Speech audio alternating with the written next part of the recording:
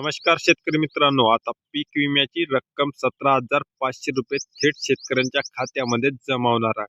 त्या संदर्भात तारीख कोणती आणि कोणत्या जिल्ह्यातील समावेश आहे, या संदर्भामध्ये सविस्तर डिटेल माहिती आपण या व्हिडिओ मार्फत घेण्याचा प्रयत्न करणार आहोत. तर शेतकरी मित्रांनो, 17,500 रुपये रक्कम पीक विमा खरीप 2025चा ज्या शेतकऱ्यांनी पीक विम्याची परतफेड म्हणजेच पीक विमा काढलेला आहे, त्या सर्व शेतकऱ्यांच्या खात्यामध्ये पीक विम्याची रक्कम ही जमा होणार आहे. 17,500 रुपयाची नुकसान भरपाई पीक विम्याची हेक्टरी रक्कम ही शेतकऱ्यांना दिली जाणार आहे, अशी माहिती देखील मुख्यमंत्री देवेंद्र फडणवीस यांनी प्रसार माध्यमाशी बोलताना सांगितलेली होती.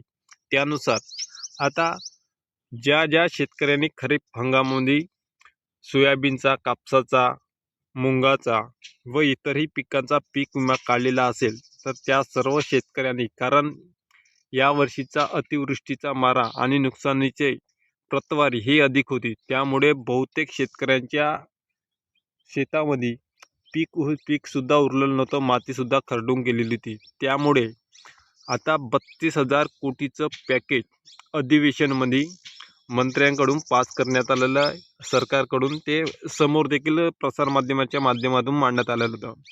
आता याद्या ह्या कशा प्रकाशित होईल, आता ज्यानुसार मागील काळामध्ये 8 ते 15 दिवसाच्या मागे शेतकऱ्यांच्या पीक विम्या संदर्भामध्ये जो काही पीक विमा शेतकऱ्यांना आता मागील जे काही ट्रिगर होते ते बदलून नवीन ट्रिगर देण्यात आलेले आहे. पूर्वी 4 ते 5 नुकसानीच्या आकडेवारीनुसार शेतकऱ्यांना पीक विम्याची भरपाई हे मिळत होती, पण सध्या ते सर्व ट्रिगर बंद करून पीक कापणी प्रयोगाच्या आधारावर शेतकऱ्यांना त्या सर्व बाबींचा पीक विमा हा त्यांच्या खात्यामध्ये जमा होणार आहे. यासाठी पीक कापणी प्रयोगासाठी प्रति अधिकाऱ्यांना 1,000 रुपयाचं देय हे देण्यात येणार आहे. या संदर्भामध्ये GR देखील निर्गमित करण्यात आलेला आहे.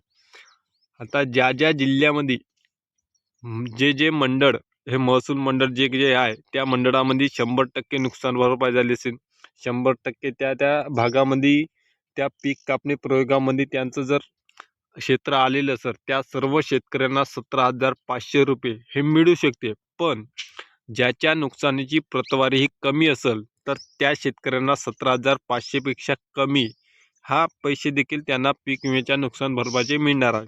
सोबतच ज्या शेतकऱ्यांचं 100% नुकसान आहे आणि पीक कापणी प्रयोगाअंतर्गत ते नुकसान भरपाई, ते नुकसानीची आकडेवारी अधिक आहे, त्या शेतकऱ्यांना 17,500 पेक्षा अधिकची रक्कम त्यांच्या खात्यावर हे वितरित होणार आहे. आता ह्या सर्व याद्या अधिकाऱ्याकडून वरिष्ठ विभागाकडे जाईल, राज्य सरकारकडे जाईल, राज्य सरकारकडून केंद्र सरकारकडे त्या सर्व याद्या पाठवल्या जाईल.